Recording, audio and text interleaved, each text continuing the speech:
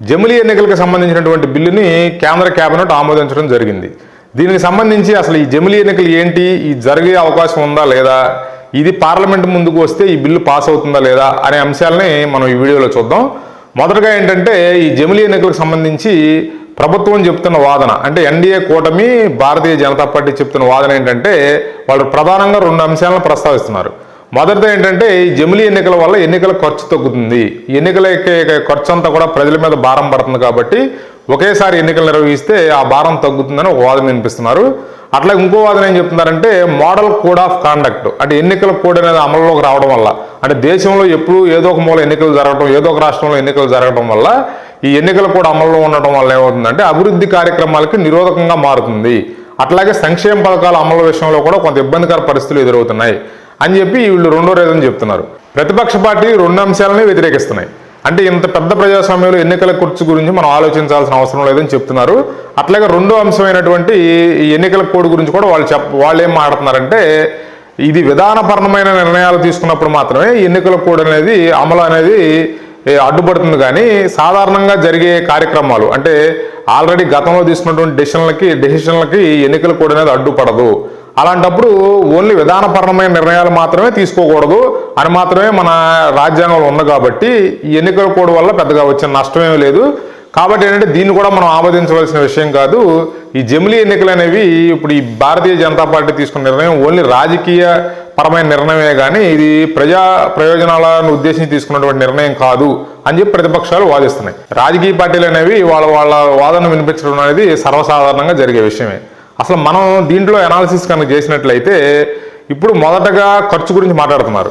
ఖర్చు అనేది నిజంగానే ప్రతిపక్ష పార్టీలు చెప్తున్నట్టుగా ఈ ఇంత పెద్ద ప్రజాస్వామ్యంలో ఎన్నికల ఖర్చు గురించి పట్టించుకోవడం, లేదా ఎన్నికల ఖర్చు గురించి మనం ఆలోచించడం అనేది అంత సహేతుకమైన విషయం కాదనేది నా అభిప్రాయం.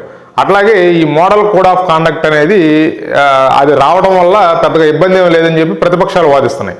కానీ దీంట్లో మాత్రం మనం అబ్జెక్షన్ పెట్టవచ్చు. ఎందుకంటే ఎన్నికలు కూడా వచ్చిన తర్వాత ఎకానమీ యాక్టివిటీ అనేది తగ్గిపోద్ది. ఎందుకంటే ఇప్పుడు జనరల్గా కొంతమంది మేధావులు కూడా చెప్తున్నారు ఎన్నికల కోడ్ వల్ల వచ్చే నష్టమేమీ లేదు అంటున్నారు, కానీ అభివృద్ధికి నిరోధకంగా మారద్ది ఎన్నికల కోడ్ అనేది. ఈ ఎన్నికల కోడ్ వచ్చిన తర్వాత ఏదైనా పెట్టుబడులు పెట్టాలన్నా కంపెనీలు కానీ లేదా ఏదైనా పారిశ్రామికవేత్తలు కానీ కొంత ఆలోచనలు పడే అవకాశాలు ఉంటాయి. ఎందుకంటే ఎన్నికలకు ముందు ఒక 6 నెలల ముందు నుంచే కొంత ఆర్థికంగా మందగమనం అనేది ఏర్పడుతుంది. ఎందుకంటే ప్రభుత్వాలు ఏమైనా మారతాయేమో, వచ్చే కొత్త ప్రభుత్వం ఏదైనా పాలసీలు మారుస్తుందేమో, అంటే అప్పటిదాకా అమల్లో ఉన్నటువంటి పాలసీలు ఏమన్నా మార్చే అవకాశాలు ఉంటాయని చెప్పి కొంతమంది పెట్టుబడిదారులు ఎన్నికలకు సమీపిస్తున్నప్పుడు కొంత వాళ్ళు పెట్టుబడి పెట్టడానికి ముందుకు రాకపోయే అవకాశాలు ఎక్కువగా ఉంటాయి. అట్లాగే ఎన్నికలు కూడా వచ్చిన తర్వాత కూడా ఏంటంటే ఎన్నికల వరకు కూడా ఈ ఆర్థిక సంబంధించిన లావాదేవీలన్నీ స్తబ్దుగా ఉంటాయి. ఎందుకంటే ఎన్నికల కోడ్ వల్ల ఏదైనా ఆర్థిక లావాదేవీ పెద్దది జరిగినప్పుడు దాని మీద ఎంక్వైరీ అని, తర్వాత ఈ పోలీసుల ఎంక్వైరీ అని, అకౌంట్స్ మీద ఎన్నికల కమిషన్ అనేది కొంత దృష్టి పెట్టి ఉండటం, ఇలాంటి కార్యక్రమాలు చేసి ఏంటంటే వాళ్ళ ఆర్థిక లావాదేవీలు కూడా కొంత మందగమనం ఏర్పడుతుంది. ఇవన్నీ కూడా ఏంటంటే ఏ రాష్ట్రంలో ఎన్నికలు జరిగినా ఆ రాష్ట్రానికి ఎన్నికలు కూడా వచ్చినప్పుడు ఆ రాష్ట్ర పరిధిలో ఇవన్నీ అమల్లో ఉంటాయి. ఎన్నికల కమిషన్కి సంబంధించినటువంటి రూల్స్ అన్నీ అమల్లో ఉంటాయి. కాబట్టి ఈ ఎన్నికల కోడ్ అనేది ఎకానమీని దృష్టిలో పెట్టుకుంటే మాత్రం ఖచ్చితంగా ఇది అభివృద్ధికి నిరోధకంగానే మారుతుందని మాత్రం ప్రభుత్వం చెప్తున్నట్టు వాదనతో మనం ఏకీభవించవచ్చు. అంటే ఖర్చు అనే విషయంతో మనం ఏకీభవించినప్పటికీ ఈ ఎకానమీని దృష్టిలో ఉంచుకుంటే మాత్రం వాళ్ళు చెప్తున్న వాదనలో పాయింట్ ఉందని మాత్రం మనం ఒప్పుకుని తీరాలి. అట్లాగే ఇంకో విషయం ఏంటంటే మనది ఫెడరల్ వ్యవస్థ, అంటే రాష్ట్రాలు తర్వాత కేంద్రం. మరి ఈ జమిలీ అనేది కనుక వస్తే ఆల్మోస్ట్ 18 రాజ్యాంగ సవరణలు చేయాలని చెప్పి కొంతమంది రాజ్యాంగ నిపుణులు చెప్తూ ఉన్నారు. అంటే 18 రాజ్యాంగ సవరణలు చేస్తే, అంటే ఆ రాజ్యాంగ సవరణలో ఏమేమి ఉండొచ్చు అంటే ఇప్పుడు రాష్ట్రాల అసెంబ్లీలకి ఎన్నికలు జరుగుతూ ఉంటాయి. జమిలీ ఎన్నికలు అనేది వచ్చింది అనుకోండి, 1 నేషన్ 1 ఎలక్షన్ అంటే దేశం మొత్తానికి ఒకేసారి ఎన్నికలు జరుగుతాయి. ఆ సందర్భంలో ఏంటంటే ఏదైనా ఒక రాష్ట్రంలో ప్రభుత్వం కనుక పడిపోవడం జరిగినా, లేకపోతే ఏదైనా ఒక రాష్ట్ర ముఖ్యమంత్రి తన ప్రభుత్వాన్ని రద్దు చేసి మళ్ళీ ఎన్నికలకు వెళ్దామని చెప్పి ఆయన కనుక భావించినప్పటికీ కూడా ఈ రాజ్యాంగ సవరణలు చేయడం వల్ల ఏమవుతుందంటే మళ్ళీ జమిలీ ఎన్నికలు టర్మ్ వచ్చేంత వరకు కూడా ఆ రాష్ట్రంలో ప్రభుత్వం కుప్పకూలిపోయినా కూడా మళ్ళీ ఆ టర్మ్ డేట్ వచ్చేంత వరకు వాళ్ళు వెయిట్ చేయాల్సిన పరిస్థితి ఏర్పడుతుంది. అంటే ఆ రాష్ట్రంలో అప్పటి వరకు రాష్ట్రపతి పాలన విధిస్తారా లేకపోతే మరి ఏం చేస్తారు అనేది మనకి జమిలీ ఎన్నికలకు సంబంధించిన పూర్తి ప్రాసెస్ అంతా పూర్తయిన తర్వాత మనకు అర్థమవుతుంది.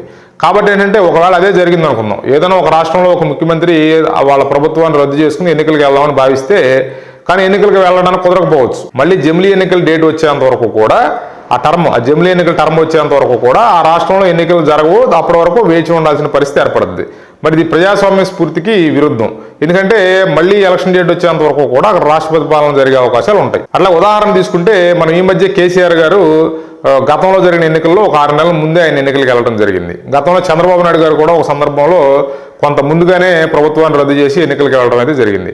ఇప్పుడు ఆశ్చర్యకరమైన విషయం ఏంటంటే ఈ ప్రభుత్వాన్ని రద్దు చేసి ముందే ఎన్నికలకు వెళ్ళడం అనే వెసులుబాటుని, అంటే రాజ్యాంగంలో కల్పించినటువంటి వెసులుబాటుని వాడుకున్నటువంటి కేసీఆర్ గారు వాళ్ళ పార్టీ కూడా జమిలీ ఎన్నికలకు మద్దతు ఇస్తున్నారు.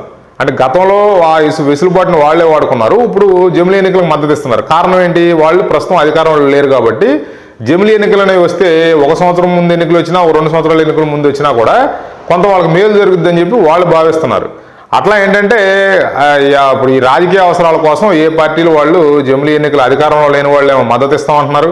ఇక్కడ ఆంధ్రప్రదేశ్ రాష్ట్రంలో తీసుకున్నా కూడా వైఎస్ఆర్సీపీ వాళ్ళు అసలు ఇప్పుడు కొత్త ప్రభుత్వం ఏర్పడి 6 నెలలు కావస్తుంది. అప్పుడే ఏంటంటే ఇదిగో జమిలీ ఎన్నికలు వచ్చేస్తున్నాయి, అదిగో ఎన్నికలు వచ్చేస్తున్నాయి అని చెప్పి అంటున్నారు. అంటే ప్రజా తీర్పిచ్చి 6 నెలలు పూర్తి కాకముందే వీళ్ళు జమిలీ ఎన్నికలు కోరుకుంటున్నారంటే, అంటే జమిలీ ఎన్నికలు తొందరగా వచ్చేయాలి, మళ్ళీ ఎన్నికలకు వెళ్ళిపోవాలని వాళ్ళు కోరుకుంటున్నారంటే ఇది ప్రజా తీర్పు మీద వాళ్ళకి పెద్దగా గౌరవం లేదని మనం భావించాలి. అట్లాగే ఏంటంటే ఇప్పుడు ఏ పార్టీ అయినా సరే కూడా అధికారంలో లేని వాళ్ళేమో జమిలీ ఎన్నికలు కావాలంటున్నారు, తొందరగా వస్తాయని చెప్పి, అధికారంలో ఉన్న వాళ్ళేమో జమిలీ ఎన్నికలు జరగకూడదని చెప్పి కోరుకుంటున్నారు. ఒకవేళ జమిలీ ఎన్నికలు పెట్టినప్పటికీ కూడా రెగ్యులర్ టర్మ్ 2029లో మనకి రెగ్యులర్గా పార్లమెంట్ ఎన్నికలు వస్తాయి కాబట్టి వాటితో పాటు జరగాలని కోరుకుంటున్నారు. దీనికి ఉదాహరణ ఏంటంటే చంద్రబాబు నాయుడు గారు ఈ మధ్య చెప్పారు, జమిలీ వచ్చినప్పటికీ కూడా 2027లో జరిగే అవకాశం లేదు, మళ్ళీ ఎన్నికలు 2029లోనే జరుగుతాయి అని చెప్పి ఆయన ప్రకటించడం జరిగింది. అంటే వాళ్ళ పార్టీ కానీ చంద్రబాబు గారు కానీ ఏం కోరుకుంటున్నారంటే జమిలీ ఎన్నికలు వచ్చినప్పటికీ కూడా 2029లో ఎన్నికలు జరగాలని కోరుకుంటున్నారు. అంటే ఇక్కడ మనకు అర్థమవుతుంది ఏంటంటే ఈ రాజకీయ పార్టీలన్నీ కూడా వాళ్ళ రాజకీయ అవసరాల కోసం మాత్రమే ఈ జమిలీ ఎన్నికలు బిల్లుల్ని, అంటే అధికారంలో ఉంటేనేమో ఇప్పుడు జమిలీ ఎన్నికలు రెగ్యులర్గా 2029లో రావాలని కోరుకుంటున్నారు, అధికారంలో లేని వాళ్ళు ముందే వచ్చేయాలని కోరుకుంటున్నారు. అంటే ఈ జమిలీ ఎన్నికలకు సంబంధించిన విషయంలో మేధావులు కానీ కొన్ని ప్రతిపక్ష పార్టీలు కానీ ఇంకో అంశాన్ని కూడా తెర మీద తీసుకొస్తున్నాయి. అంటే రాష్ట్రాల్లో అసెంబ్లీ ఎన్నికలు జరిగినప్పుడే ఒకేసారి ఎన్నికలు నిర్వహించలేక ఫేజుల వారీగా నిర్వహిస్తున్నారు ఎలక్షన్ కమిషన్ వారు. కాబట్టి ఏంటంటే మరి దేశం మొత్తం ఒకటేసారి ఎన్నికలు అంటే ఎట్లా నిర్వహిస్తారు అని చెప్పి ఒక లాజికల్ పాయింట్ అయితే మాట్లాడుతున్నారు. దీంట్లో మనం అర్థం చేసుకోవాల్సిన విషయం ఏంటంటే దేశం మొత్తం ఒకేసారి ఎన్నికలు అంటే ఒకే రోజు ఎన్నిక జరుగుద్దని కాదు. జమిలీ ఎన్నికల ప్రాసెస్ అనేది స్టార్ట్ అయిన తర్వాత ఒక 6 నెలలు పట్టొచ్చు, 5 నెలలు పట్టొచ్చు, 3 నెలలు పట్టొచ్చు. ఈ ప్రాసెస్ అంతా కూడా ఎన్నికలన్నీ ఒకే టర్మ్లో ముగించి దానికి సంబంధించిన రిజల్ట్ కూడా అన్ని ప్రకటించిన తర్వాత కొత్త ప్రభుత్వం ఏర్పడే విధంగా ఏర్పాట్లు చేస్తారు. వీళ్ళు చెప్పేది ఏంటంటే జమిలీ ఎన్నికలు అంటే దేశం మొత్తం ఒకే రోజు ఎన్నిక జరుగుద్ది అనే విధంగా వీళ్ళు మాట్లాడుతున్నారు. దీంట్లో పెద్దగా లాజికల్ పాయింట్ లేదని నేను అనుకుంటున్నాను. ఎందుకంటే జమిలీ ఎన్నికలు అనేది ఒకే రోజు జరగాలనే ఉండదు, కొంత ఒక పీరియడ్ ఆఫ్ టైం తీసుకుంటారు. ఆ టైం పీరియడ్లో ఎన్నికల క్రతువు అంతా పూర్తి చేసి తర్వాత కొత్త ప్రభుత్వాలు ఏర్పడతాయి. రాష్ట్రాలతో పాటు కేంద్రంతో పాటు రాష్ట్రాల్లో కూడా కొత్త ప్రభుత్వాలు ఏర్పడతాయి. కాబట్టి ఈ మేధావులు కానీ తర్వాత ఈ ప్రతిపక్ష పార్టీలు కానీ లేవనెత్తున్నటువంటి ఈ అంశంలో పెద్దగా పసలేదనేది నా అభిప్రాయం. అట్లాగే రాజ్యాంగ సవరణలు చేస్తారంటున్నారు కదా, అంటే సుమారుగా 18 సవరణలు చేయాలని చెప్తున్నారు కదా. ఈ సవరణలో ఇంకో అంశం ఏముంటుందంటే ఏదైనా రాష్ట్రంలో ప్రభుత్వం పడిపోతే వెంటనే ఎన్నికలు రాకుండా జమిలీ ఎన్నికల టర్మ్ వచ్చేంత వరకు, ఆ జమిలీ ఎన్నికల డేటు టర్మ్ వచ్చేంత వరకు ఆ రాష్ట్ర ప్రభుత్వం, అంటే ఆ రాష్ట్రంలో కొత్త ప్రభుత్వం ఏర్పడకోకుండా అది కేంద్రం ఆధీనంలో రాష్ట్రపతి పాలన జరిగేటట్లుగా ఏదైనా సవరణ చేసే అవకాశం ఉంది. అప్పుడేమవుతుంది, రాజ్యాంగం ప్రకారం మనకు కల్పించిన హక్కులు ఏంటి, రాజ్యాంగం ఎంత బలంగా అంటే ఓటు ద్వారా ప్రజాస్వామ్యం ద్వారా ఎన్నికయ్యి ఒక ప్రభుత్వాన్ని ఏర్పాటు చేయడానికి రాజ్యాంగం ఎంత బలంగా అవకాశం కల్పించిందో అదే రాజ్యాంగం ఏర్పడినటువంటి ప్రభుత్వాన్ని అవిశ్వాస తీర్మానం పెట్టి కూల్చివేయడానికి కూడా, అవిశ్వాస తీర్మానం పెట్టి ఆ ప్రభుత్వాన్ని దించడానికి కూడా అవకాశం కల్పించింది.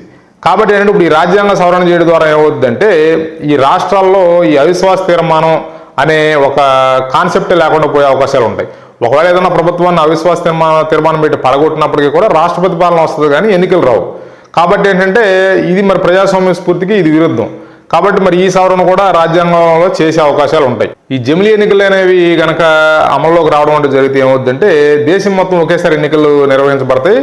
ఒక 5 సంవత్సరాల కాలం పాటు వాళ్ళే అధికారంలో ఉంటారు. అంటే అప్పుడు ఆ ఎన్నికలు జరిగినప్పుడు గెలిచినటువంటి పార్టీలే అధికారంలో ఉంటాయి. అదే ఇప్పుడు మనం ప్రస్తుతం మన దేశంలో జరుగుతున్న ఎన్నికల విధానం తీసుకుంటే కొన్ని రాష్ట్రాల్లో ఒక టైంలో జరుగుతూ ఉంటాయి, కొన్ని రాష్ట్రాల్లో ఒక టైంలో జరుగుతూ ఉంటాయి. ఇట్లా జరగడం వల్ల ఏమవుతుందంటే సపోజ్ ఒక 5 రాష్ట్రాల్లో ఎన్నికలు ప్రకటించారనుకుందాం.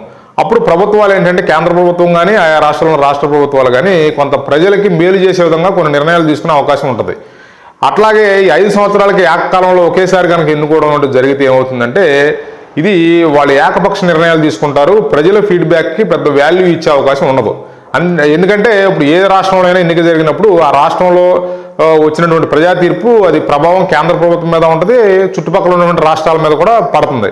కాబట్టి ఏంటంటే అప్పుడు అధికారంలో ఉన్నటువంటి ప్రభుత్వాలు ఖచ్చితంగా ప్రజలను ఉద్దేశించి కొంత వాళ్ళకి మేలు చేకూర్చే విధంగా నిర్ణయాలు తీసుకుంటారు.